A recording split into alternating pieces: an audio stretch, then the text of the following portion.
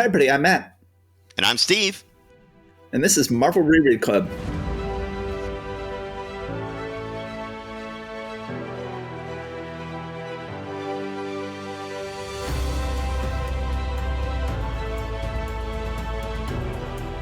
Hi, everybody. Welcome back to Marvel Reread Club, and welcome to David Baldeon. Hi, David. Hello, Matt. How you doing? David, thank you so much for coming back after we unfortunately wasted your time last time here. No, not at all. Thank you for having me back. So we should explain to the people at home that we had David on as a guest back on Amazing Spider-Man number 20. So that was a long time ago. And the audio was just no good. I sounded like Max Headroom. Then we just had to toss the audio and ended up not having him back on until now. But now he is going to come on again. We both have a long history with David. Steve, when he was a professional inker, inked David's pencils. David has been a superstar penciler for Marvel Comics, DC Comics, for lots of different comics companies. For how many years, David? I think it's been around 14 years now or so, more or less. By the way, hi, Steve.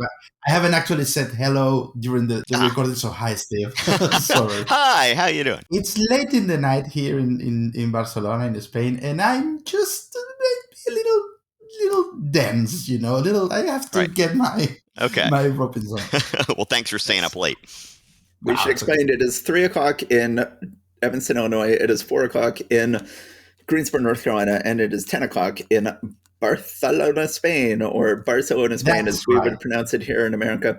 We all met a long time ago when Steve was regularly inking David, and then we all pitched a comic book together. We came up with a pitch called The Gentleman. But then we have just remained friends over the years, and we've gotten together when David has been in the United States for various conventions. So, David, you have such an amazing body of work in the 14 years you have been penciling for American comics. Just give us the very biggest highlights. I will not attempt to summarize them myself. You give us the biggest highlights of your career. I have to pick X Factor, let's say Ben Reilly Spider-Man with J.M. DeMatteis. What else? Maybe Warriors, now that we're on the tails of the Spider-Verse movies, they seem to have been picked up a little. X-Men Legacy. I think that would be it, mostly. Yeah, you've done so many things. One of my favorite things you did was you did Zombie Christmas Carol. Oh, right. Yeah, that was great. I forget things. That was absolutely gorgeous. You were the regular penciler on Domino, I believe. That's right. And inker, actually. I inked myself in that one. You have done so much stuff. So one thing that I asked you when you were on, and then the audio got eaten, and then I've asked other pencilers that we've had on since. You were going to be our first Marvel penciler on. Now you are our third. Just what is your experience of the Marvel method? Have you ever worked with a Stan Lee style Marvel method, or have you always worked with full script? Actually, I think I've only just once worked with something resembling the classic Marvel method, and that was in one of the books I mentioned, the Ben Reilly Spider-Man miniseries with J.M. DeMatteis, in which J.M. worked with a page by page plot with no dialogue in the script, and then he would adapt to my art and so on. I say it's close to the classic Marvel method because J.M. DeMatteis scripts, they should be published because they're just brilliant to read, and you learn a lot from them, technically speaking. But the thing is, his descriptions of both actions and inner dialogue and inner sensations of the characters are so very detailed that it's almost as if you had the actual dialogue. So it's let's say Marvel method plus, so to say. It's not the bare description of the action and just let you go with that. No, it's more detailed, it's more pinpointed, and it's really interesting. Most of the time it's been classic panel by panel description and dialogue in there. I cannot really think of many exceptions from Ben Reilly. Yeah, right. I am a huge Jim DeMatteis fan. He was one of the writers who got me into comics, especially his Defenders. Oh, yeah. And then later when I wrote a script for The Gentleman, which we all developed together, I included interlude the first and interlude the second and end of interlude. And that was totally me pulling that from Jim DeMatteis. Yes. Well, that is just fantastic. Another thing I always associate with James David is that like he was assigned to write a Star Wars story as a fill-in issue, and he's like, okay, well, I don't believe in wars, so I'm going to write a story about a pacifist who is opposed to all the Star Wars. And they did the issue, and it was like in the can. And then Lucasfilm finally got a chance to take a look at it, and they're like, no, Star Wars is a universe without pacifists. We all believe in the Star Wars. Star Wars are good. And they imposed all these last minute changes. Then James David took his name off of it because he did not believe in wars. Steve, did you have any other questions for David before we jump into this month's books? Other than how are you settling into your new home? Oh, fantastically well. One gets used to the good things pretty fast, I must say. No, we're really, really happy. Good. That's wonderful. Good. David has a wonderful wife and child who we have both met, and we have stayed at your former apartment in Barcelona. You stayed in our former apartment. We had one in the middle, and that's the one we left. Must have been a couple months ago, 3 months ago. And we were lucky enough to get a new, bigger, nicer apartment right by the old one. So it was a limited damage move to 2 streets away and the same school district. And you get to continue to live in one of the most beautiful cities in the world. That's right. Yes. We are both big fans of Barcelona. Let's go ahead and jump into tonight's books. We are doing June 1966, an epic month for Marvel Comics. So, David, have you had a chance to read these 9 comics? Unfortunately not. I only managed to read 3 of them. I read Amazing Spider-Man, I read Fantastic Four, and I read the Daredevil issue. Okay. Because I thought it would be fun to check the promise of things to come. Yeah. Since Spider-Man is a guest star in there, and that was interesting actually. Yeah. Pretty interesting from an artist's point of view. Yeah. All right. Well, let's go ahead and jump in. Steve, do you want to go ahead and do Amazing Spider-Man number 37? I will happily do so. So, Amazing Spider-Man number 37 from June of 1966. Once upon a time, there was a robot. So, as we've talked about before, we generally don't tend to be the biggest fans of Ditko's robots. They don't tend to be nearly as well designed as Kirby's. But we've got a couple of robots here that are a little bit more imaginative than we've had in the past. Yes, we've got a 2-robot issue. He fights a madman who invents 2 completely different robots, very different robots on the inside, and Ditko couldn't decide which one he liked more, so he chose equally sized panels on the cover of Spider-Man fighting the 2 robots, and I think these are great robots. Ditko is about ready to leave this book, but I think he has upped his robot game. They are by far my 2 favorite robots of the many that Spider-Man has fought so far in this book. I will not argue with that. Edited and written by Stan Lee, plotted and drawn by Steve Ditko, lettered and cherished by Artie Simek. Yeah, we've had a number of folks who make evil robots in this book before, but we are not using any of them. This is a whole brand new guy who's been in prison for, 10 years? He finally gets out and he's picked up by an accomplice, and they are clearly about to go out and do more crimes. And I do have to say, once again, one of the things about Steve Ditko that's great is his use of shadow and his use of how clothing drapes on people and things like that. And panel number 3 on page 2 just really jumps out as a big combination of all those things in a nice way. Yeah. Spider-Man, let's see, was he here because he knew that this guy was getting loose? It's very unclear why he's here. Spider-Man just seems to be following Frederick Foswell around because he knows Frederick Foswell is always interacting with a lot of crime in the city. And Frederick Foswell was former cellmates with this guy Strom and has been spying on him. And then Spider-Man is just spying on Foswell and sees someone about to kill Foswell and punches him out without Foswell ever being aware of any of this going on. So then we get a really humorous few panels on page 3 where Spider-Man jumps into a car with the guy who tried to kill Foswell, webs him to the driver's seat and forces him to drive, while Spidey is wearing a fedora over his mask, I guess thinking that he would look a little bit less obvious. I don't know. But the crook at one point is saying, use your spider power, get rid of him, you gotta, when they're being followed by the cops. Spidey leaves him to his fate with the cops and heads into the Daily Bugle, where things are a little tense these days with Betty Brant having left. J. Jonah Jameson keeps on running through secretaries like nobody's business because nobody can stand to work for him. Pete puts a spider tracker on Foswell's headband so that he can keep track of what he's doing.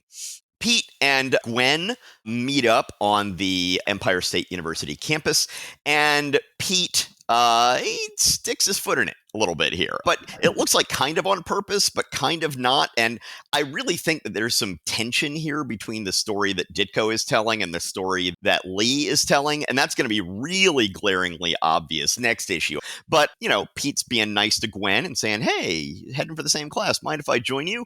And she's just like, look, you're stuck up. What are you doing? I hate you, basically. And he says, well, at least I'm not a temperamental female who drools over a fella one day and then acts like an icicle to him the next. And he immediately was like, oh, why did I do that?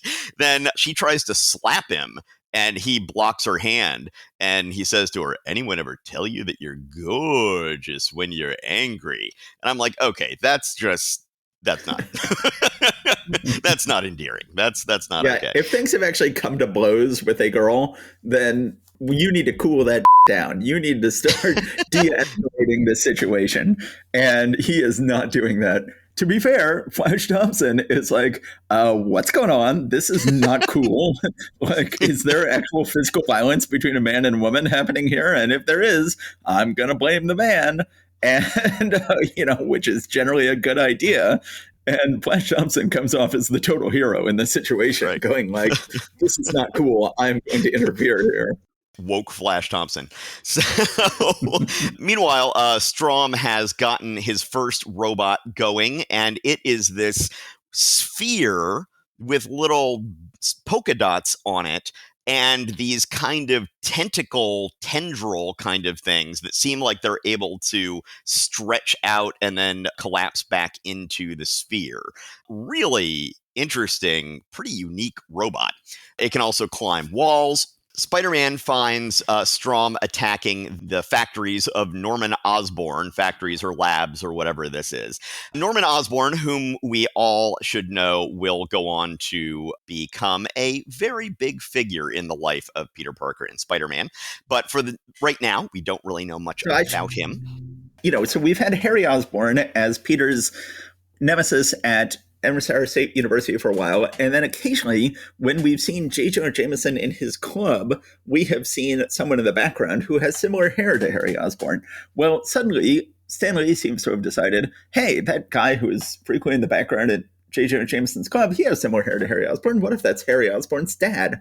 And it turns out we now know more about Harry Osborn. He is sort of a spoiled rich kid with a businessman dad who is crooked and clearly has genuinely wronged Strom in the past and is very Norman Osborn always going to be a sweaty character. Instantly on the second panel he appears here. He has beaded sweat on his forehead as he's like, I can't tell the kid how I cheated Professor Strom out of his inventions and then railroaded him into jail when he began to threaten me. It has to be Strom who's after me. So right away, Norman Osborn, a character who is up to no good, a problematic business tycoon, an interesting character for Ditko to co-create, or almost solo create, planning penciling inking by himself, but not scripting, goes on to become one of the all-time great. Well, obviously, we've already had Green Goblin in the comics for 20 issues at this point. Or I guess 30 issues we've had Green Goblin in the comics, but we've had no idea who Green Goblin is. He has never had his secret identity identified. Spider-Man, as has been made abundantly clear, is terrible at figuring out anybody's secret identity, has made no serious attempts to figure out who Green Goblin is. And in this issue is still, he at least has a little bit of suspicion at the end. He's like, something's up. But Ditko already starts implying in this issue that Norman Osborn will turn out to be the Green Goblin. We've talked in the past on this podcast about how there's sort of this myth that Steve Ditko left Marvel and left Spider-Man because Stan Lee wanted to reveal that the Green Goblin was Norman Osborn, and that violated Ditko's Ayn Randian ethos, and that he thought that crime should be faceless and we should never see his real face like we never saw the crime master's real face. But I think that isn't true. I think anyone who reads this issue and next issue can see that Ditko, when he was plotting and penciling, was clearly setting up that Norman Osborn was going to be the Green Goblin. Yeah. And I'm pretty sure I've read that Ditko said in later years that was deliberate to have that character in the background who would eventually become Norman Osborn in the club. That wasn't that Stan Lee was like, hey, let's put these two together. Ditko had that as his plan all along, if I recall correctly. So Spider-Man finishes his battle with this robot. He has to cleverly figure out how to take care of it. The building he's in starts catching fire, and he decides, oh, well, this thing is probably not going to do well in a fire, so I just have to hold out on the heat longer than it can. And it works. Really gorgeous page on page 9 of this battle of Spider-Man just being completely enmeshed in these tentacles, sort of anime-esque here, with Spider-Man engorged in these tentacles. We had a similar magical foe that Doctor Strange was fighting last month that looked similar to this. And I've talked about how both that character and this character are very similar to a future character in Jim Starlin's Dreadstar comics. Jim Starlin has said that his number one influence was Steve Ditko, Doctor Strange comics. And I love this amorphous blob type robot. Could not be more different from all the other robots we've gotten from Ditko so far. I love it. Yeah. So Strom, we see, is already working on his next robot from lessons he learned on that one. Of course, this new robot looks absolutely nothing like the other one. It really doesn't seem like much of a way that his mistakes he made on the first one could really be informing this one very much. We see a little bit of Jameson and Osborn at the scene of this destruction. It makes it clear that, yes, this is the guy who was in the club with J. Jonah Jameson. We then see Foswell taking on his identity as Patch, the mob stoolie. Why you would want an identity as a stoolie is not exactly, has never really been well explained. You kind of don't want to be that if you want to get secrets out of people. So Spider-Man follows his spider tracer to see what Foswell is up to, but Foswell left his own fedora in his apartment as he dressed up as Patch to go out and get some information. So Spider-Man comes by and finds his hat and nothing else there, and he's like, there's that Patch guy that is often getting information from people. Why don't I follow him? Not realizing he's actually following the person he intended to follow in the first place. Spider-Man, truly terrible at figuring out secret identities. Spider-Man, you've had more than enough information to figure out that Foswell is Patch at this point. And you just, either you don't know or you don't care, or you're just totally incompetent when it comes to figuring out secret identities. So Foswell, as Patch, has gotten a lead on where Strom is doing his stuff. And so Spider-Man follows him, goes ahead and throws a spider tracer onto the new robot. And I note, this is on page 13, panel 2, it looks like the robot now has a Spider-Man tramp stamp when this thing lands on him. It hits him right in the pelvis there. As much as a robot can have a pelvis. Patch looks like he's about to get offed by these guys who, once again, being a stoolie is not a good thing to be if you're hanging around a bunch of mobsters. But Spider-Man comes and rescues him, presumably because he is a police informant. I'm not entirely sure. Or maybe he just doesn't want to see somebody killed.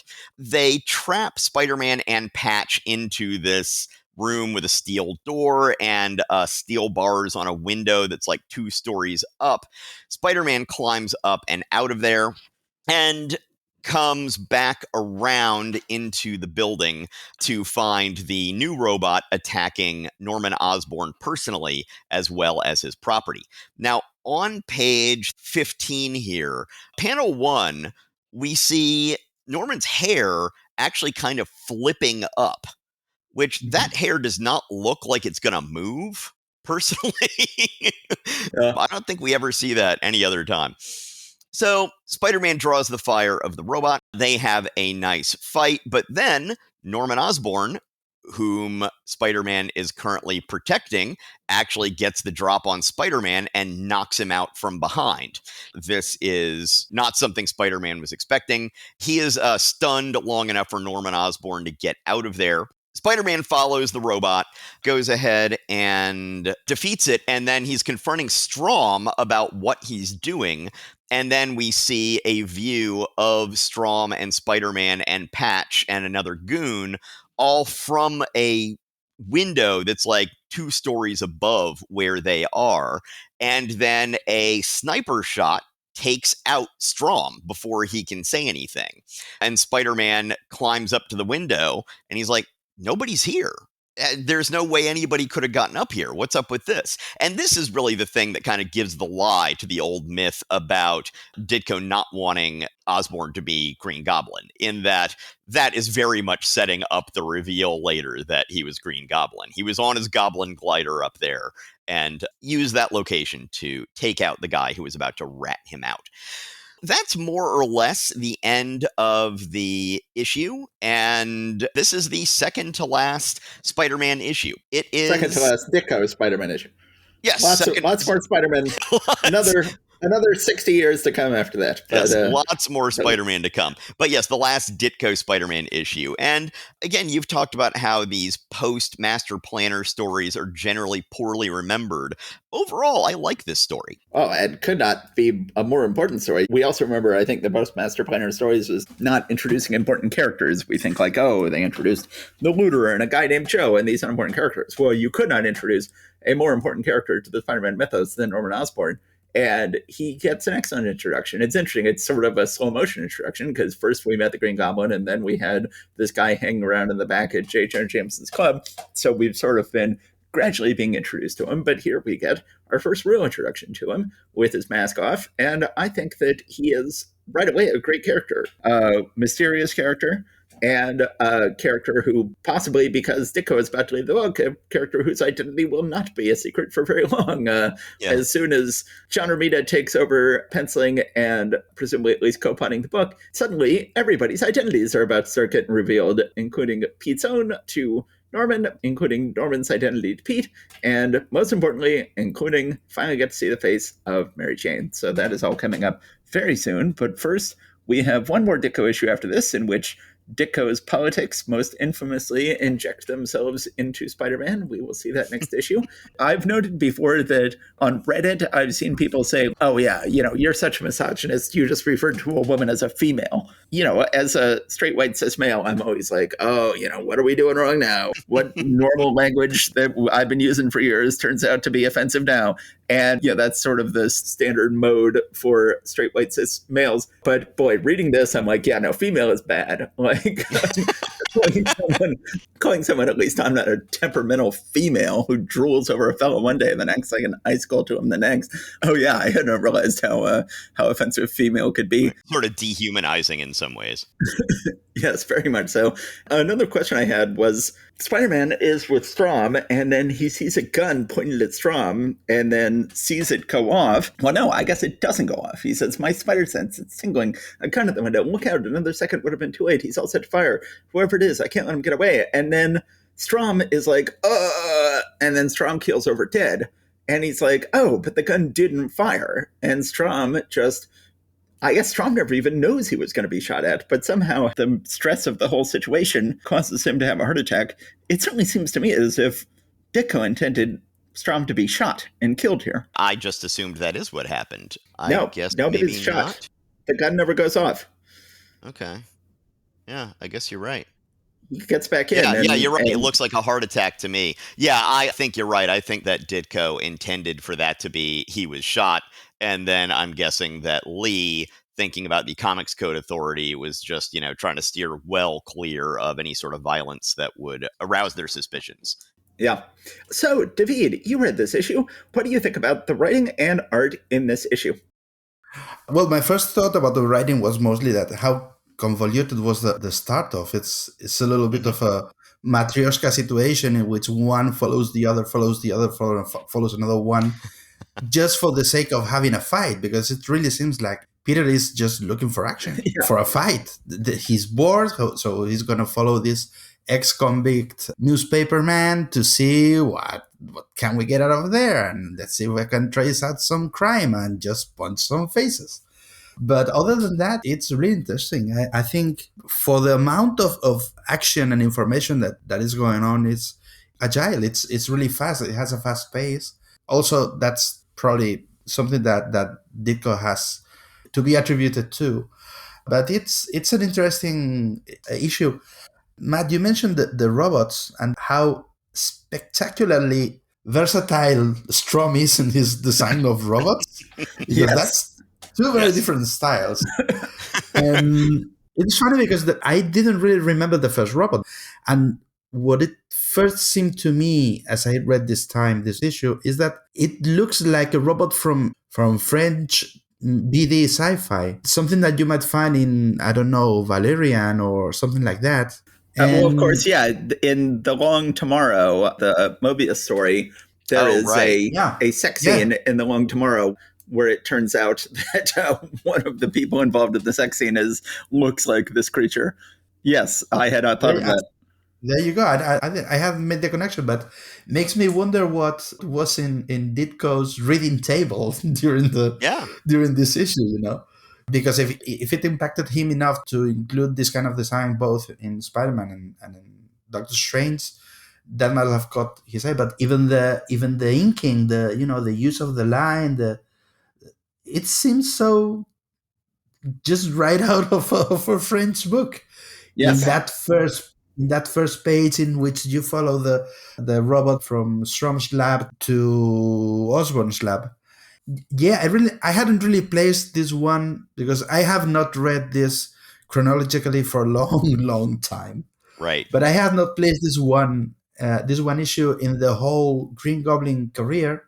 But you mentioned that, and it's pretty clear that that Ditko had something in mind for, or they had something in mind for Osborn, because he has these 2 or 3 little details beyond, the shot with his gun and so on, which is pretty clear. But just in that very page, in the last one, second panel, he's dressing up. He's clearly changing clothes from his Green Goblin suit.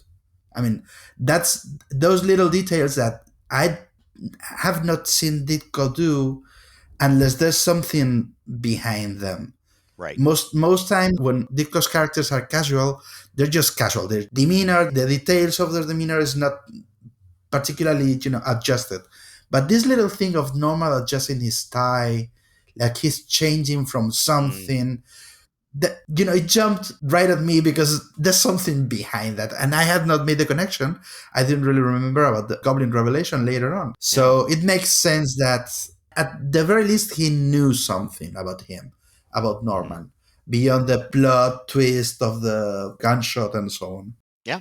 Oh, yeah. I think that certainly with what we know, it all seems to very much set up that he is certainly not going to be a surprise when he is revealed to be the Green Goblin. It's funny. I've said before when we were discussing Amazing Fantasy number 15, I talked about how they had to get rid of the coincidence. Spider-Man's career begins with this huge coincidence that his uncle is killed by the robber that he failed to stop, which was a very meaningful coincidence. It's the sort of coincidence that fuels good stories because it's like, it's the heavy hand of fate. What bitter irony that this happened. But then that first Spider-Man movie, it was like, we're going to cover like 122 issues of Spider-Man continuity. And we want to include another huge coincidence that happened years later originally, which is that Peter's friend, I guess they aren't really friends at this point, but Peter's acquaintance, Harry Osborn's dad, turns out to be the Green Goblin, which is another big coincidence. And so they're like, if we're going to have that coincidence, you can't have more than one big coincidence in a movie. So we have to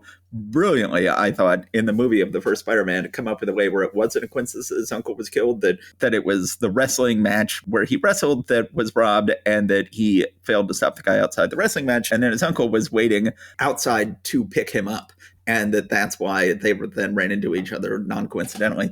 But they did it so that they could maintain this coincidence, which is the fact that he has this relationship to Norman Osborn, which I think was very smart plotting on their part. So this is a huge coincidence that he already has this connection to Osborn, who turns out to be the Green Goblin.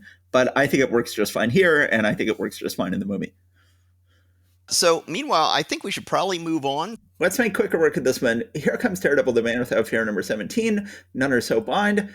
Please direct your accolades and bravos to Smilin' Stanley, writer, Jesse Johnny Marina, artist, fearless Frankie Ray inker. So he's being credited as Frankie Ray here, not Frank Giacoya, even though a lot of people this month, as we're going to find out, are going to start being credited by their real names. And I think we've already had Frank Giacoya's name mentioned elsewhere, but here he's still Frankie Ray, swinging Sammy Rose and Letterer. So we pick up where we left off, where Spider-Man is attacking Foggy Nelson, accusing him of being Daredevil, even though he is saying, like, he seems a little pudgy to be Daredevil, but he's like, well, it can't be the woman and it can't be the blind man. So clearly, if I've traced Daredevil to this address, clearly it must be Foggy. Finally, they convince him, dude, it's not true. You should leave. So he does. But then Foggy, being the heel he often is, says, has decided that he is going to go ahead and sort of seem like he is about to admit to being Daredevil, because that way he thinks Karen will be more attracted to him if she thinks he's Daredevil in disguise, secret pudgy Daredevil. Meanwhile, there is somewhat clever plotting in this issue where Daredevil, being quite proactive here, is like, well,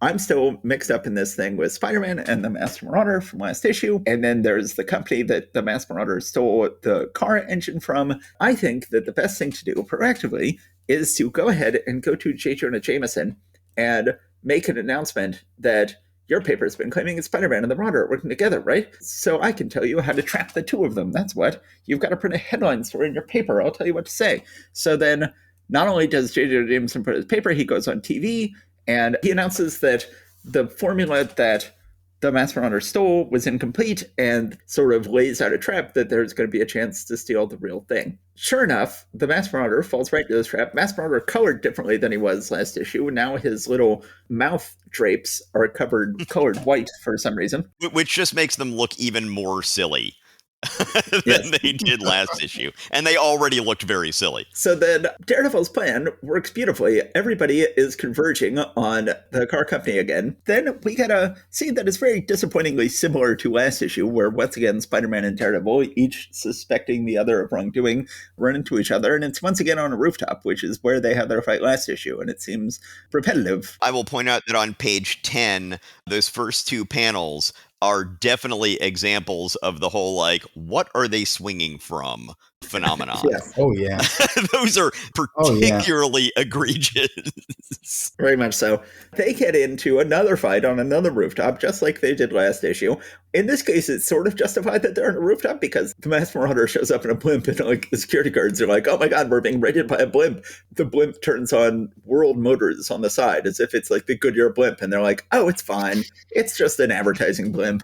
Like, I think you're being duped rather easily here. Sure enough, goons start coming out of the blimp and attacking the car company. Spider-Man and Daredevil sort of realize what's going on. They team up against the Masked Marauder. Daredevil ends up grabbing a gun and pointing it at the blimp and blowing up the blimp. It seems like there's still people on the blimp. I guess not. He thinks to himself, and it must be now, before the blimp is so high that a crash will cause fatalities. Again, Stan Lee trying to put those caveats in there. I will point out that that blimp clearly burst into flames, which would seem to imply that, like the Hindenburg, this thing was filled with hydrogen instead of helium. And, dude, the U.S. has plenty of helium. Germany didn't have the helium at the time. That's why they went with hydrogen. We have the helium. That's on you. You brought this one on yourself. That's just dumb. So this whole thing was supposed to be happening at the building where they had the engine formula, but then when the whole thing wraps up, the Masked Marauder switches places with a policeman. His face is still in shadows, so we can't see it, and he escapes through the lobby of the building where Foggy and Karen are, implying that the whole thing also just coincidentally happened to happen on the building of the Nelson Murdoch offices, and Daredevil set this whole thing up, so apparently he was setting up this whole confrontation to happen on his own roof.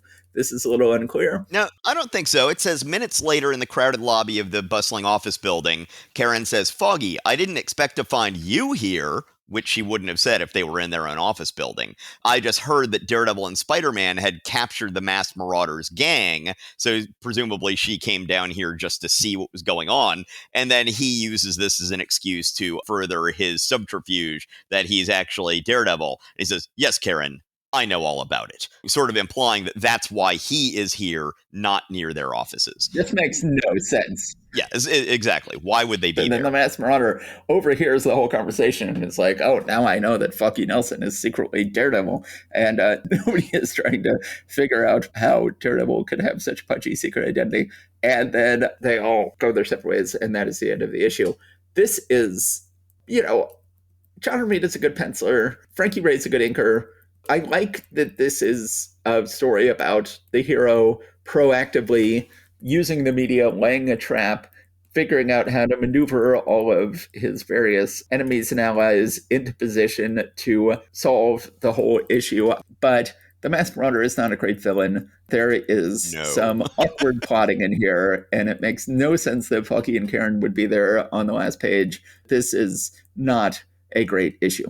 I have no arguments with that. The only thing that gives it significance is the fact that it's the second issue of what would very quickly turn out to be John Romita Sr.'s audition, more or less, for taking over Spider-Man in 2 months. Yes, and I think he does an excellent job drawing Spider-Man. He has quickly figured out that you don't have to worry about what Spider-Man is swinging from, and he can be far above all of the nearby buildings and still be swinging on something. Maybe he's swinging on the blimp. We don't know. But he clearly has the hang of drawing Spider-Man and J. Jonah Jameson. And I guess Aunt May shows up here briefly. Spider-Man is going to be in good hands. So, David, what did you think of this issue? I went to this issue mostly because of what I mentioned before, because of the promise of things to come, of John Romita drawing Spider-Man before getting into the Spider-Man book.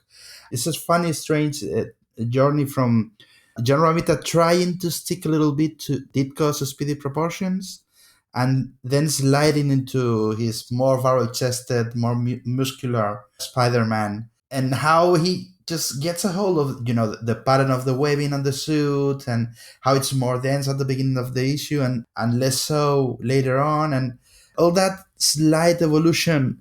It's really fun to see. I agree it's not a great issue. In general, I mean, the bad guy has curtains in his face, on his face. That's something hard to get over. Yes. But it has little details, like clearly the Daily Bugle's YouTube channel. That's I mean, come on. Yes. Well, in the current Spider-Man movies, that's basically what J. Jonah Jameson has. There you go. But no, all joking aside, what I enjoyed most within the context of pretty so-so issue is precisely that how John Romita is handling a character that is not his yet, but is trying to show what he can do with him, and how he differentiates the body language from Daredevil to Spider-Man, how they twist differently, how they actually wake different, if that makes sense, when they swing and jump through the city. That's not just the same poses and the same silhouettes. They behave differently. Daredevil is more human, heavier in a way, but also more graceful, while Romita's Spider-Man is clearly more than human, twists his body in a different way. It's really interesting how he's beginning to catch a little bit of a sense of the character, and how by differentiating him from his character at this moment. And it's really fun. It's also fun. It caught my eye one moment when Peter Parker is watching, YouTube, with James on there, and how Aunt May, she's looking at him from outside the room, and he says, "The dear boy, if only he weren't so frail." And the next panel is John Romita Sr., Peter Parker, square-jawed, strong, thick, manly. He's not frail anymore, May. He's not going to be in a couple of months. I believe that in Amazing Spider-Man in the prior book, but this one, nah. That's not going to be like that anymore. When you draw Spider-Man, do you do more of a Ditko Spider-Man or more of a Romita Spider-Man? I guess it would be more Ditko. I mean, of course I love Romita's Spider-Man is my Spider-Man. The first one I read, the first one that imprinted in my head. But my choice is more of a not so. I mean, he's got muscles, he's strong, but not that bulky, not as bulky as obviously your Captain America or your Daredevil. This guy is more slender, is longer, and we can go into the suit and the sleeves and all that.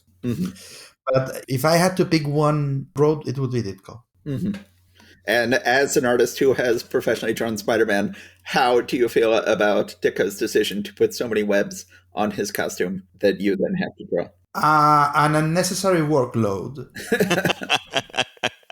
I can't imagine that wasn't, an influence in the decision to use the black and white costume back in the 80s. Oh, yeah. Oh, yeah. It's like, okay, let's drastically simplify what we're doing here. I mean, it didn't take long to, forget them Yes. while you were drawing. They just slide into oblivion, and that's okay. I mean, I love them as a design touch, but it's a pain. It's a pain. So, David, you just had time to do 3 books, so we're just going to discuss those 3 books with you. So let's go ahead and let you go for now, and we'll bring you back when we do Fantastic Four. So let's go ahead and finish this episode without you, and then we will see you next episode, David. See you next episode then. Thank you so much, guys. Thanks for making the time. Okay, so then we will go ahead and finish these books, and then we will bring David back for Fantastic Four, which will be in our next episode. Let's go ahead and finish up this month with Thor, Tales to Astonish, and X-Men. Steve, do you want to start with Thor? Yes, I am very capable of going through Thor here. So, The Mighty Thor 129, The Verdict of Zeus. On the cover here, we have Zeus. You can tell he is not Odin because he does not have white hair and is not wearing a fabulous hat. But he continues to be off model. Like, what color is Zeus's hair? It has changed like 3 times so far, and now he is blonde here on the cover. I believe he is red-haired on the inside. That's interesting. Here, he has sort of strawberry blonde hair. Okay. On the just to be clear, on Marvel Unlimited, the subscription download thing, they sometimes recolor these things, or they always recolor them, and they don't always stick with the original color guides. So here they fixed his hair color. Yeah, and I'm reading scans of the original issues, and he is totally blonde on the cover, basically same color as Thor, and then he is ruby red on the inside. Yes, because Greeks are known for their blonde and or red hair. Yes. It's renowned for it. We have a pretty good cover with Zeus hitting him with lightning bolt, and Hercules continues to wear the world's strappiest sandals. You may think, young ladies listening to this podcast, that you may have strappy sandals. You do not. You cannot imagine what actual strappy sandals look like. Yes. Yes. So, we start out with Thor in New York City on the street for no discernible reason here. And he gets a big scrum of looky-loos crowding in on him. And at first, Thor is patient with them. But then after a while, he's like, dude, you're all up in my personal space, which he said that exact line because that's how Thor talks. And he's wanting to fly away, but of course he has to swing his hammer to do that. He's got people all around him who had gone from admiring and gawking to now at this point getting really rude and pushy.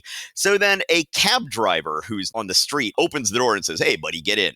And we get a delightful exchange between Thor and this guy who looks not unlike Kirby, actually. He is, in fact, a dead ringer for Jack Kirby, the penciler and some would say co-writer of this book. Yes. Well, he's not a dead ringer because he's smoking a cigarette, not a cigar. Yeah.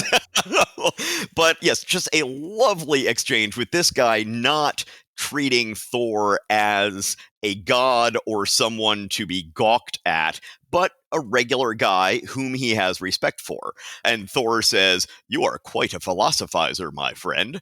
And he says, sure, but what cabbie ain't? But I've been around too. I caught me a bullet in Anzio in the big war. And Thor says, so you too have done your share for freedom. Yeah, just like you. I read plenty about you, pal. In spite of them crazy golden curls, you're an A1 Joe in my book.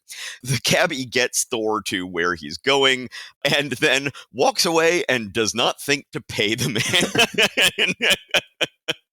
And in terms of no one in the Marvel Universe giving a damn about their secret identities, Thor has just gone up in his Thor guise into Jane's building, where he's then walking down the hall trying to find her. So we should talk about the issue with this issue is that this issue has no reason to exist. In that last issue, Thor was with Hercules, and they had settled their beef, and then he saw that Hercules was in this horrific situation where he'd been forced to be ruler of hell by Pluto, And Hercules was like desperate for help, and Thor was like, nope, see ya, and just left him. And that leaves this entire issue for Thor to then go about his day, and then finally on the last page of this issue going like, oh, right, I should have just helped Hercules. Like, why didn't I do that? And so we have an entire issue of Thor just getting to the point where he should have been at the end of last issue. But if that had happened, we could not have met Tana Nile. Yes, and had some really fantastic Hercules action in here as well that we would not have gotten otherwise. We get a fantastic view of the scene on Olympus with all the gods sitting around doing their various things and various dancers entertaining them, and there's musicians and all sorts of stuff. And You've then got a classic example of like Gary style architecture here, which looked really cool when the architect just sketched in with pencil on a napkin, and then some poor contractor had to actually build. And then these poor people have to find a way to sit on. And they're like, I guess we could squeeze some furniture into the twisty, bendy stuff that you've built in this architecture, but it's going to be damn hard to fit some furniture in here. But all right, you want to live in a Gary building, you have to accept the Gary design. So Pluto arrives here in Olympus, and everyone's like, what are you doing? You should be in Hades. And he says, no, I've got this contract, and I can show you that I tricked Hercules into signing the document, or not signing so much as putting his thumbprint on it, because Hercules apparently is so illiterate he cannot even write his own name. So Hercules is trying to reach Mount Olympus in order to plead his case with Zeus, ends up having a fantastic fight with a yellow-crested Titan. Oh, also, I have to point out that Mount Olympus doesn't look anything like the actual Mount Olympus in Greece. This is clearly something more like Asgard. He's climbing up into the stars. But this yellow-crested Titan and Hercules have a fantastic knockdown, drag-out fight. Hercules finally makes his way into Olympus, and Zeus is like, okay, no, you can't come here. You've been deceived, but you did sign the thing, so you got to go and do the thing. And Hercules says, okay, well, could I fight for my freedom? It's like, well, no, you're supposed to be in Hades, but if you can find someone else to fight for your freedom, then you can possibly get out of this. So, of course, he and Thor had just earned each other's respect just recently, so that will end up being the solution to this. Thor then reaches Jane Foster's door, and the door is opened by a really weird-looking woman. This is such a wonderful art by Kirby. Kirby had this job that maybe Lee gave him and maybe gave himself of, like, I have to draw someone who is clearly an alien, but just passes. Someone who anybody can look at this person going like, okay, that's clearly an alien. But then they would doubt themselves and go like, well, I guess that could be an actual human woman. I mean, I guess it could be. I mean, she looks like an alien, but okay, maybe that's a human woman.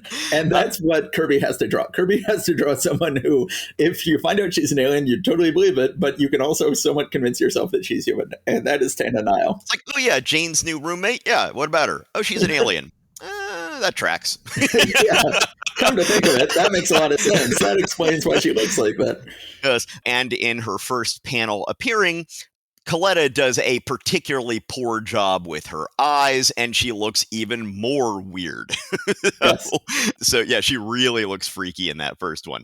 Thor's like, and who is this? And Jane's like, oh, it's a new roommate that I picked up to share rent. It's like, oh, no, I have no idea who she is, but she showed up, and I was just like, okay, yes, it makes sense to let her room with me, presumably because of some mental mojo that this woman is pulling on them.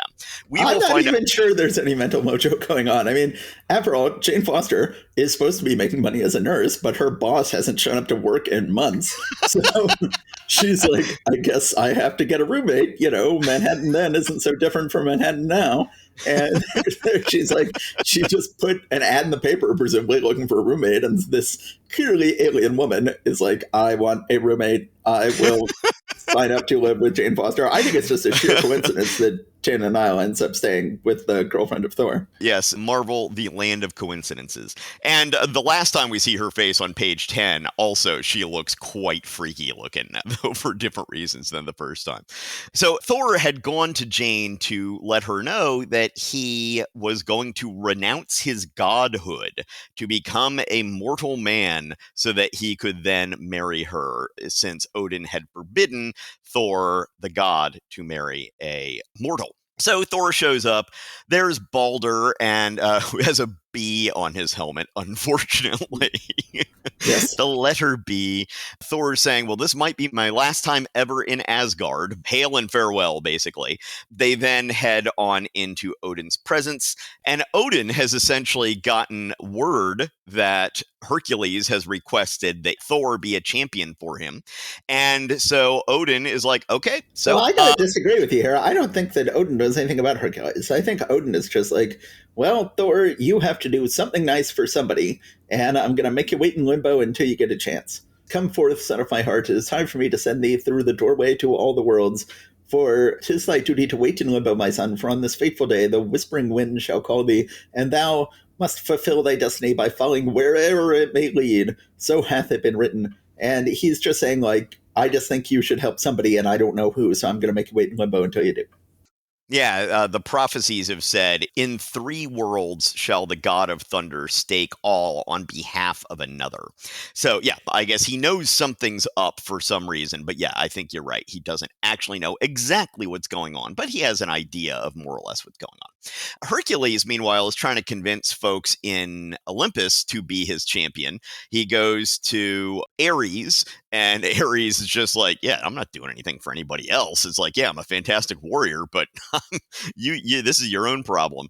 And so then this will be an ongoing, Ares will be an ongoing Marvel character. He will eventually get his own miniseries, I think, in the aughts. And will join the Avengers for a while. And what? Has a very cool look with his mohawk and beard. I'm a fan of him. He won't be a major Marvel character, but he'll be an ongoing minor Marvel character. Yeah, no, I had no idea he later got his own miniseries. Hercules is then asking Hermes. He's realizing his time is running out. Pluto finally catches up to Hercules. He is absolutely sure that Hercules is not going to find anyone who's going to risk their neck for him. At that point, Thor is drawn through some sort of vortex into Olympus and finds Hercules about to be pulled down through this portal into Hades. And Pluto is like, impossible. None there are who would dare. And Thor says, none save a warrior born. The god of thunder dares. And next issue, Into the Netherworld. So presumably this will go from Olympus to Hades to Earth. They said there's going to be 3 worlds which are involved in this thing. And I am looking forward to an exciting next issue. Yes. So again, this issue should not exist. Thor should have just helped Hercules last issue and should not have had to spend this entire issue finally thinking better of it and realizing like, oh, duh, I could have just helped Hercules. He's a good guy. But then this is a good issue. We get to meet Tana Nile, and we get to see Hercules fight a bunch of other cool guys, and we get to meet some new Greek gods who will be ongoing Marvel characters. So it's a perfectly fine issue that just exists because Thor was a dick last issue. That might be a little bit harsh on him. Now, Tales of Asgard, Home of the Mighty Norse Gods, fabulously written by Stan Lee, fantastically drawn by Jack Kirby, fastidiously inked by Vince Colletta, and finally lettered by Artie Simek. At the end of the previous Tales of Asgard, everybody had just gotten a refresher on what Ragnarok is all about. And as they got this, they're like, hey, it seems like Loki is supposed to be a key ingredient in Ragnarok happening. Maybe we should start treating him like the villain he is. So he's being dragged off and thrown into this thing that has him suspended animation in an image that I presume is Coletta's take on the newly discovered Kirby Crackle. Yes. Which still has its own charm to it. I actually kind of like the way it looks, although I don't think it looks anything like Kirby was intending. Odin then summons not only Thor, but also the Warriors 3, and tells them that they must go to the land of Muspelheim to fetch something called the Warlock's Eye from the Temple of Mystics, because this is a very dangerous weapon and they can't let it be in the hands of people that they can't trust. Well, we see that the item has been taken by somebody in the forces of Muspelheim, and he is wearing it as a helmet. We see that it looks like a big eyeball in a freaky looking helmet frame looking thing. It can shoot force bolts of some sort.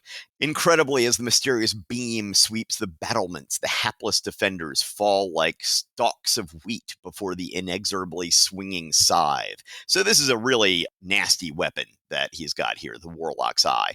And we just end seeing Thor and the Warriors 3 approaching battle. Yes. That is it. So, again, these Tales of Asgard generally tend to be pretty slow moving in terms of plot, but pretty action-packed and energetic in terms of the actual scenes. Let's just talk about how great that writing is. That was just a beautifully written passage that you just read. And Stan Lee, even if you want to give him the minimum amount of credit for these books, is just really knocking himself out. He's just really writing beautiful prose that has so much respect for the kids who are reading this book. I mean, obviously they knew that it was mostly kids reading the book, but they were just going like, okay, these are better be kids that can understand what an inexorably swinging scythe is. That if you don't have the vocabulary necessary to read a Marvel book, you'd better get it. You'd better rush to the dictionary. You'd better ask your parents. You'd better do whatever you have to do to get the right vocabulary. And I grew up with a fantastic vocabulary because of all the Marvel comics I read.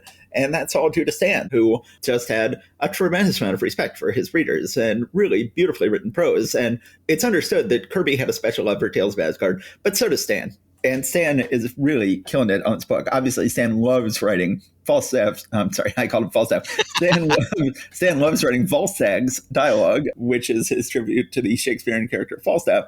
But he loves all this. He just loves everything about Tales of Asgard. Yeah, and as you said, even if you want to take the idea that the pencilers did all the plotting, even if you took it to the extreme, yeah, all the dialogue in here, this is just 100% Lee.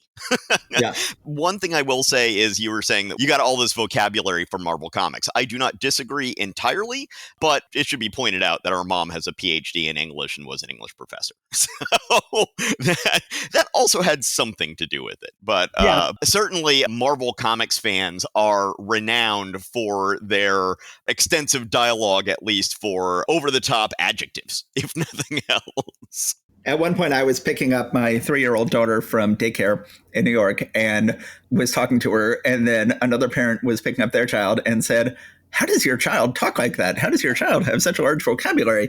And I said, "Oh, well, and then Lily said, "What is she asking?" And I said, "Oh, she wants to know why you're so articulate." And then the woman said, "That's how you do it. That's why your child has such a large vocabulary." Exactly. Well, that's actually true. Yeah. You'll just use words like articulate to her and assume that she knows what you're saying. And so then that answered that. But our mom did that with us as well.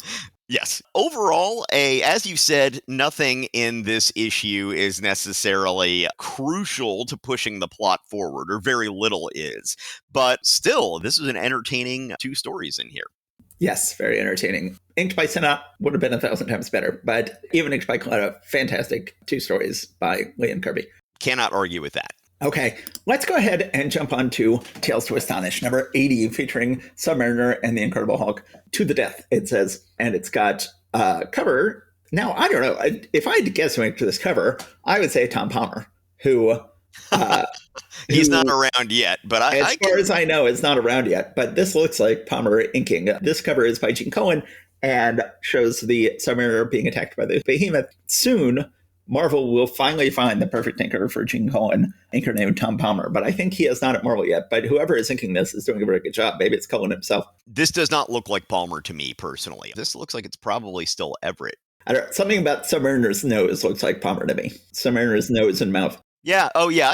His face. You're right. His face kind of does, but nothing else really does. The textures don't really work for me for that. But yes, I see what you're getting at. So then let's go into the issue. I think this is the first time this is credited not to Adam Austin, but to Gene Colan. Story by Scott and Stan Lee, pencils by Grinnin Gene Colan, inks by Dazzlin Dick Ayers, lettering by Snow and Sammy Rosen. Then I'm sure people reading this book are like, hey, they've got a new penciler in this book who looks a lot like the last penciler.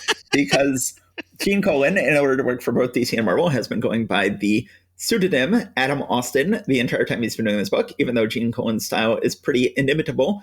And here he finally gets credit under his own name. Speaking of vocabulary there. Yes. So then Submariner is still fighting the behemoth along with Dorma. He doesn't realize that Krang is using one of the puppet master's puppets to control the behemoth.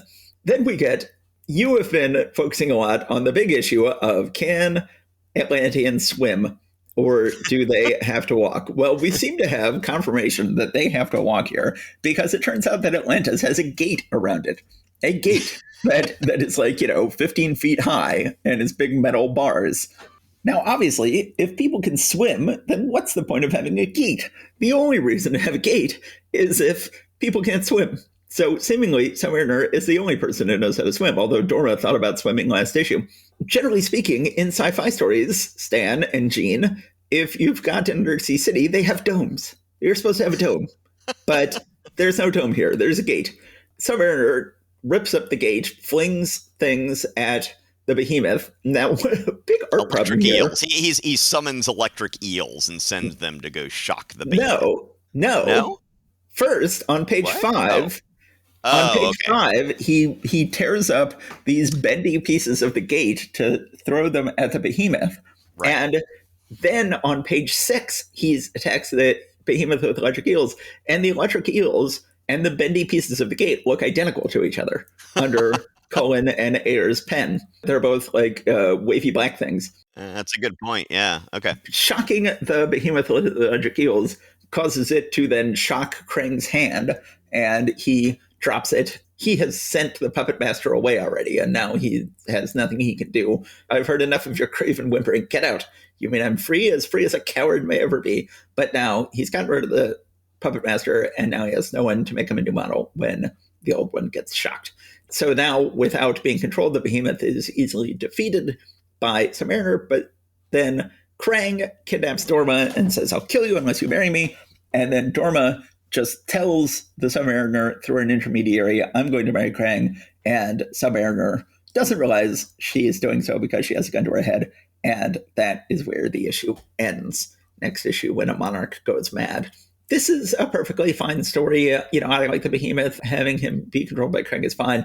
It is, as you know, a continuous pet peeve of mine that when people fight the puppet master, they end up shocking him psychically from afar and never have to defeat him in person. And that happens again here.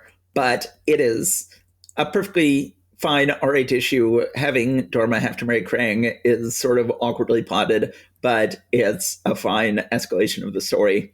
This is all fine. Yeah, I like that Gene Colan finally gets credit under his own name. I like the art inked by Ayers, but it's merely an okay issue. Ayers is actually not a bad fit for Colan. I say there are two Dick Ayerses. One who's inking I like and one who's inking I don't. But the style that I don't like would still work decently on Colan, because Colan has a lot of rich blacks and thick lines and various stuff that Ayers's sometimes thick brush does not have a problem with. Yeah. We once again have some tears on Dorma's face on the bottom of the ocean on page 12, which, I know I should stop pointing that out. We should just accept that that's the way things work, but it just gets me every time. Yes. I will point out that when the behemoth gets sucked underground, the way he's defeated, we are told that 1,000-year-old pit of quicksand, the one enemy against which no amount of strength or power may prevail, is what sucks him down. Once again, the whole thing about as kids, we are trained to believe that quicksand is a big danger that you have to worry about in this world. Yes. But I can say as an adult, I think we were misled. You are only 51 years old, Steve. For all you know, you have not even begun to suffer from the quicksand danger that is still awaiting you. Well, what is the line from Hamlet? There's more in heaven and earth than we can dream of in our philosophies, something like that. So, tell me a story about the Hulk, Matt. All right, the Hulk. They dwell in the depths. Script Stan Lee, DH, Doctor of Hulkishness. Layouts Jack Kirby, MH, Master of Hulkability. Art Bill Everett, BH, Bachelor of Hulkosity. Lettering Artie Simek, PH, the Pride of Hulkdom. Once again, we have just light Kirby layouts, heavy Bill Everett penciling and inking. It looks more like an Everett book than a Kirby book. The Hulk is soaking when suddenly he is teleported below the surface of the Earth, where you have Tyrannus, who we have not seen since issue 5. He is now a shriveled old man due to the events of that issue. He has his own moloids, who are not to be confused with the Mole Man's moloids, but now for the first time... I looked this up. Apparently they are referred to as the Tyrannoids. But yes, they are clearly a related species. Yes. He demands that Hulk help him because he is fighting the Mole Man. So this is the first time of many times we have Tyrannus get to fight the Mole Man. They are both people with underground empires we have met in previous Marvel comics. Now, we go on and on this podcast about high ceilings. Talk about your high ceilings. This is the Mole Man's underground empire seemingly has extremely high ceilings to the extent that he is launching missiles. Generally speaking, you need to build a lot of high ceilings. And he's got an air force underground. That's high ceilings, my friend. He also has the Octosapien. He has an 8-armed Octosapien robot. Now, my big problem with this robot, which is to say my big problem with this issue, is that every time the Octosapien attacks, he's got 8 arms which are fanning out in a wagon wheel from his body, and every time he fights somebody, he's just using 2 arms. If you go to page 8, jump ahead, he's just using whichever 2 arms are closest to whoever he's fighting, and the other 6 arms are just these useless appendages. What's the point of building an 8-armed robot if the arms are all shooting off in different directions and only 2 can be used at a time? I am very interested in what this thing would have looked like under Kirby's full pencils. But I'll also point out that on page 4, it looks to me like the Octosapien has 9 legs. That's odd. Also, another thing that occurred to me is, remember the Octomom? Yes. Well, sapiens are people, so you could refer to her as an Octosapien. Yes. My big problem with the art in this issue, and this is entirely on Everett, is... Remember, the Mole Man is supposed to be the Mole Man because he was so hideously ugly that everybody recoiled in horror at his ugliness, and so therefore he retreated underground. He looks relatively handsome in this story, which I have a big problem with. I guess. I can imagine myself still rejecting him, but he looks more handsome than he did under Kirby's full pencils. It turns out that Tyrannus, in order to force the Hulk to do what he wants to do, has kidnapped Betty, Rick, and Glenn Talbot, because after all, Hulk will do anything for Glenn Talbot. But as we were looking at them, I was thinking back to Hulk number 5, which had full Kirby pencils and presumably Kirby doing a lot of the plotting. And it was just one of my all-time favorite issues. And when for some reason, it wasn't until I saw Rick and Betty once again as prisoners of Tyrannus so that Hulk would do what they want to do, that I suddenly started missing Hulk number 5 and going like, that was so much of a better story than this one was, where Hulk ended up being a gladiator and he ended up doing all sorts of work for Tyrannus. And that was, I feel like, a much more of a high point in the Hulk's history than this. The Hulk then says, no, I'll just free them and I'll fight Tyrannus. Then we have the underground Air Force zipping over his head with presumably very high ceilings. The Hulk is leaping around and busting up various things. He seems to be fighting both Tyrannus and the Mole Man. The Mole Man sends his Octosapien after him, who only uses 2 arms at a time. The Hulk gets it wet and blows it up, but then the Hulk is Bruce Banner again. He says, it's like a miracle. The Hulk is gone. I'm normal again. But where? Why? And for how long? Next issue, the most startling developments of all to stagger your senses and dazzle your eyes, which seems like a clear example of Stan Lee has absolutely no idea what's going to happen next issue. Like, literally every single Marvel comic ever published could have ended with next issue, the most startling developments of all to stagger your senses and dazzle your eyes. That's stock copy. I like Everett's pencils and inks on this issue. I like Everett as an artist. I miss the amazing work Kirby was doing way back in Hulk number 5, but it's nice to have Tyrannus back. It's nice that there's a twist on his story that he's now a shriveled old man. It's good and logical to get the first of many Tyrannus Mole Man battles. Yes, that's one of the things I really appreciate about this, is acknowledging that, okay, well, we've had these 2 underground civilizations run by madmen who have some sort of pale humanoid servants let's go ahead and get these two together. I think that Stan Lee has pretty much made a much more conscious choice in the last year here to go ahead and really start making it clear that this is an interconnected universe, and it's not just sort of a big special thing when it turns out that somebody interacts with somebody else's villains or the other hero or whatever. Yep. The only other thing I really have to say about this issue is when Hulk turns back into Bruce Banner, Bruce's glasses apparently just reappear on his face, having not been Bruce Banner for many, many months and now being underground. Somehow they're just there. Bruce Banner also looks pretty husky. Yeah. I guess maybe having been Hulk that long does the same thing as lifting weights. I don't know. Presumably, when you become the Hulk, your face swells and swallows up your glasses. So the glasses have just been inside the flesh of his face this entire time. Matt, then the flesh retracts. Just stop. All right. We are going to move on to our last issue of this episode, although not the last issue of this month. It is X-Men number 21. On the cover, we see the X-Men battling this sort of flying, well, it looks like flying, it might be leaping, robot. In the background is a tied up Professor X and Lucifer. I gotta say, this is a bizarre cover. Generally speaking, I look at Marvel covers of the period and I'm like going, oh, why do they have all those words on the cover? You're covering up this beautiful art by Kirby or Ditko or whomever. Looking at this cover without any words on it, it seems so naked and so creepy and silent. Just put some words on it, man. This is weird.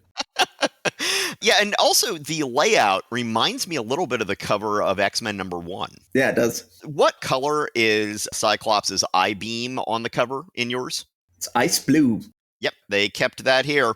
And Jean's hair is a very light strawberry blonde rather than the usual blood red that they have it as. It's blood red here. Interesting. I continue to not be a fan of Gavin's art, so I'm just not a fan of this cover at all. The X-Men just fought giant robots a couple issues ago, and here they are fighting them again. Not at all a fan. So Roy Thomas is still doing X-Men. Exemplary editing by Stan Lee. Still gives himself top billing. Extraordinary writing by Roy Thomas. Exceptional art by Jay Gavin. Exhilarating inking by Dick Ayers. And exasperating lettering by Artie Simek. One thing I should address is I think earlier I was talking about how Jay Gavin and Werner Roth seem to be going back, the names seem to be going back and forth. So far, we've only seen Jay Gavin. So I am unsure whether I imagined that or whether it was because of the way I was reading things on Marvel Unlimited that the credits on Marvel Unlimited always listed him as Werner Roth, and then on the inside it was Jay Gavin. So I'm not sure it's exactly clear from what you just said that Werner Roth has been penciling under the pseudonym Jay Gavin. People are starting to emerge from their pseudonyms in Marvel Comics this month, but he is still credited as Jay Gavin. Yes, that is correct.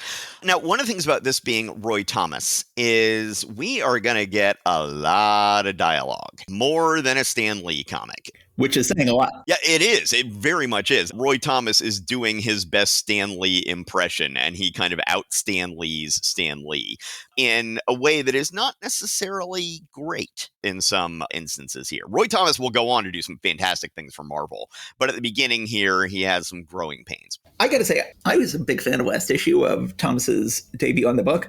I'm less of a fan of this issue. For one thing, it wasn't exactly clear last issue. The whole Eunice Bob part of the story was just going to be cut off, and that when they accidentally fell on the subway train and were hustled away, that was going to be the end of them in this story. And now I'm like, okay, retroactively, that feels like somewhat poor plotting. That the story began as a Eunice Bob story and now has gone off in a completely different direction.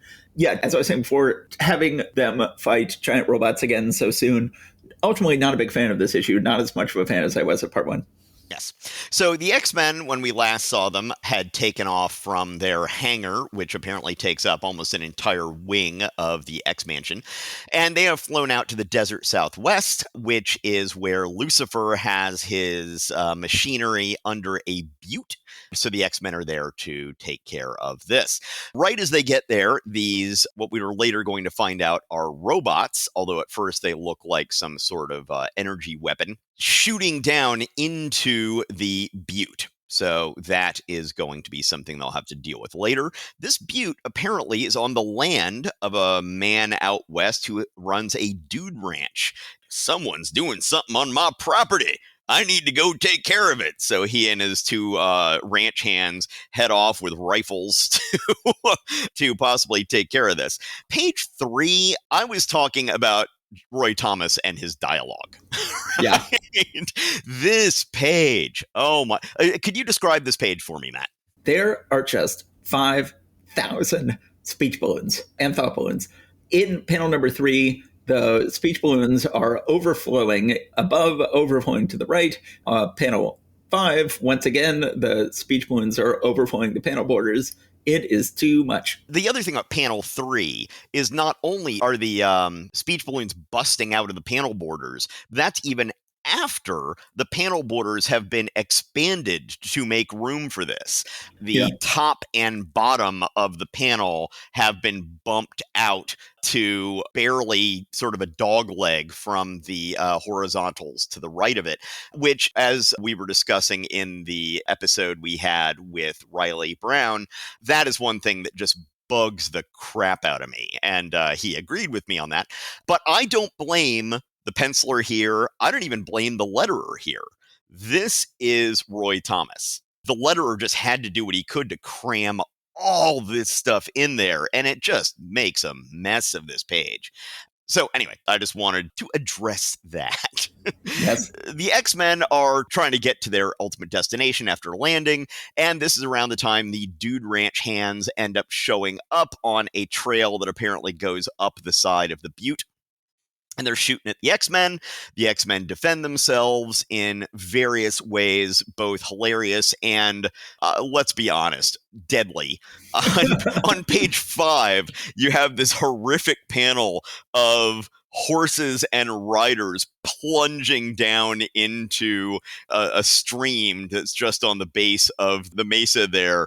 And I mean, the way those things are falling, someone or something is going to die. Half of those living beings are going to die. But in the next panel, of course, we see them all just wading out of the water just fine. I'm like, you're not fooling me. And then Iceman takes the owner of the property, freezes his torso in a gigantic block of ice. They plop him on his horse and, have the horse just walk him home. Either that guy's going to die of hypothermia, or because of his lack of balance and his top heaviness, he is going to go toppling off of that horse and be immobilized in the middle of nowhere, possibly cracking his skull, depending on how the ice block lands. And we should say that this entire X-Men versus Dude Ranch owner storyline has nothing to do with the threats to the universe that are going on in the rest of the issue. This is just an entirely little humorous aside on the way to a massive fight for the sake of the universe. Yes, and a fun aside. I'm talking about how this stuff all looks like it would quite have killed somebody, but it's lots of fun. I mean, it's good Silver Age comics fun.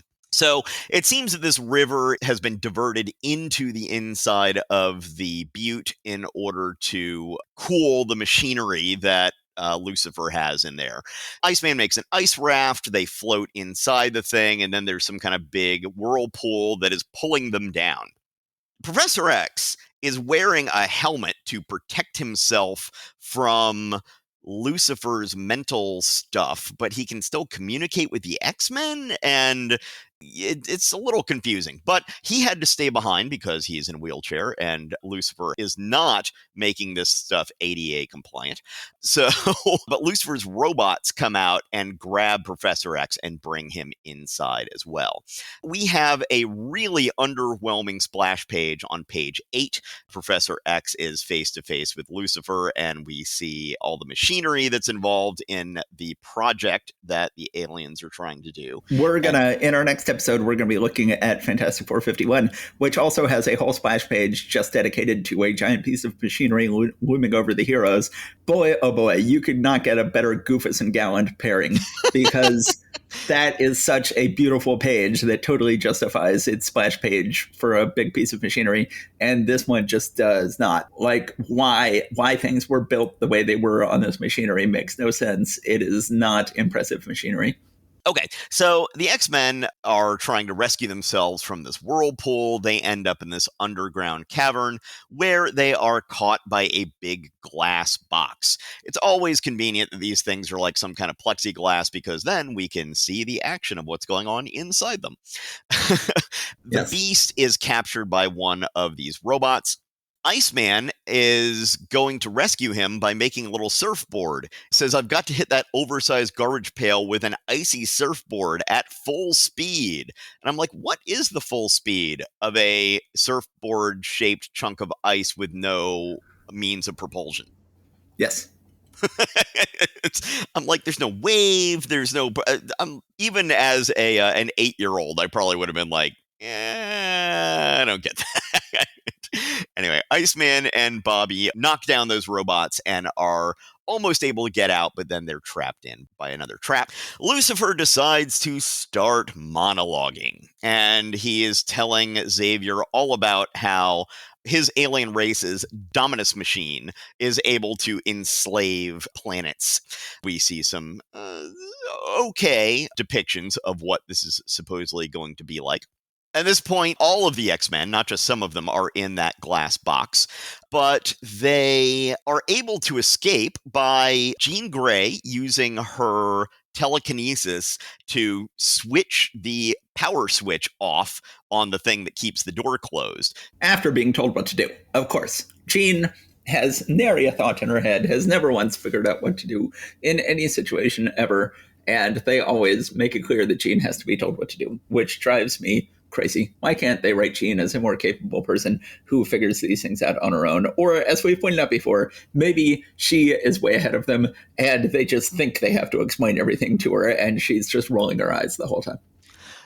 This one sort of is a little ambiguous on that because the Beast, he doesn't actually give her the whole plan. He's just like, can you use your telekinesis through this glass box? And she says, I think I see what you have in mind, Hank. I'll try. One of the first robots flipped that tiny lever in order to open the front of this cage. Perhaps as we passed by it, I can do the same. They say, you did it, Marvel Girl. So I'll push back on that a little bit. On this one, she figures it out on her own with just the barest of prompting. Yeah. So the X-Men are able to free themselves from this prison, and Lucifer sends his robots after the X-Men. Marvel Girl uses her telekinesis to pull Lucifer's cape over his own head, which just very much reminds me of Edna Mode, no capes thing. Yes. So the professor is giving them mental commands saying, do not interfere. All the X-Men are like, clearly the professor is being mentally dominated by Lucifer. Scott seems to be the only one who takes the professor at his word and actually goes so far as to zap Angel in the back. We get, oh man, hold on just a minute. I actually had an air horn set up for this when we did first. You can add it in editing. We've got Soupy Sales again? We've got Soupy Sales again. So I will edit in the air horn right here. Okay, there was the air horn. Yes, on the top of page, 18, the Beast says, and furthermore, what's that sound behind me? Someone says, Beast, look out, it's one of the robots. I didn't think it was Soupy Sales. So this is a different writer. Yes. We have two different writers, both obsessed with Soupy Sales and whether or not things are super sales. This is so strange. This is so weird. This was the point when I read through these things the first time, because this is not Stan Lee, I was like, what is going on? What is going on? As I said, I don't think this is the same year that he sort of had his notorious prank about telling kids to steal money from their parents' wallets and to send it into him. I don't know why all of a sudden, but I think that here, Roy Thomas, he's trying to be an ersatz Stan Lee. So Stan Lee is making Soupy Sales references. Roy Thomas will also make Soupy Sales references. I guess. It is so weird that Stan Lee has been doing it so often, and it is even weirder that now he has his protege taking it up. Yeah, it's like Roy is like, gotta be Stan. What does Stan do? I gotta do the same. Stan is obsessed with Soupy Sales. I have to be obsessed with Soupy Sales. Yeah, in the end, the X-Men are able to make the robots destroy each other. Lucifer's commander, basically, is like, what did you do? You let those robots die. Now we can't run the Dominus machinery. I'm bringing you back, in a scene that just sort of reminds me a little bit of Rocky Horror Picture Show. Yeah. Dr. Frankenfurter is called back to Transylvania. That's the end, and they are going to head home. And next issue, we are going to see Count Nefaria, who until now, I believe, has only been an Avengers villain. But as I He said, was also an Iron Man villain. well, he's an Avenger. So, Yeah. yeah. So we're starting to do a little bit more mixing and matching here. Yeah. Overall, way too many words on some of these pages. Some things that don't really seem to make much sense in terms of what exactly Professor X's plan was, even though it ended up working. Some questionable art, but it's fun. It had some high points, but overall, yeah. Oh, yeah. A disappointing issue after last issue seemed like a strong start to Roy Thomas's run of the book. I still like Lucifer. I'm glad that we know what his deal is and how that all went down. It's an okay issue, but not as good. A couple of things I wanted to point out. As they're falling, Angel accidentally knees Iceman in the head, and Iceman says, "Oops, watch the knee, worry boy." Warry boy. Which, I don't know, Roy, have any friends you have named Warren, but I don't think they actually go by the nickname Worry Boy. I gotta say that one of the things that Roy Thomas will become known for doing particularly well is final pages of issues, whether it's Even an Android Could Cry, or even better, the issue, I think, just before or after that, where you have the black boy in a poor neighborhood playing with Ultron's head that he's found, and they have Shelley poem. There's a lot of great Roy Thomas final pages. This is not one of them. They're quickly wrapping things up. And so we saved the cause of human freedom on Earth, Professor, and never learned from where our enemy came. Professor X says, "True, Cyclops, but still, we won. And that, after all, is the only thing of importance." And it's sort of this, well, okay, final dialogue that doesn't have any sort of poetry to it. But Roy Thomas will get much better at that. Okay. So we are at the end of this episode, if I'm not mistaken. We are very grateful that we had David Baldeon to help us out with the first two issues. As we said, we recorded another segment with him, which will start out our next episode. Check his work out. It is great. Then I'm looking forward to finishing this month up in the next episode. Yes, this has been a great beginning.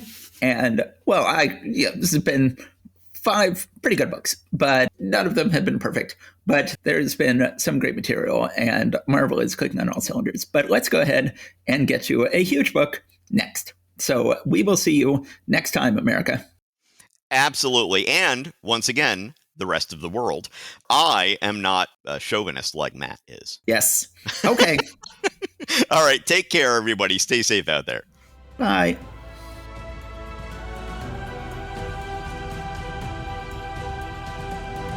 Thanks for listening to Marvel Reread Club. Please subscribe to us wherever you get your podcasts. Your reviews and ratings are a great help and always appreciated. We love hearing from you. Go to marvelrereadclub.com to find notes and join the discussion about this episode. We're also on Facebook and Instagram. See you next time.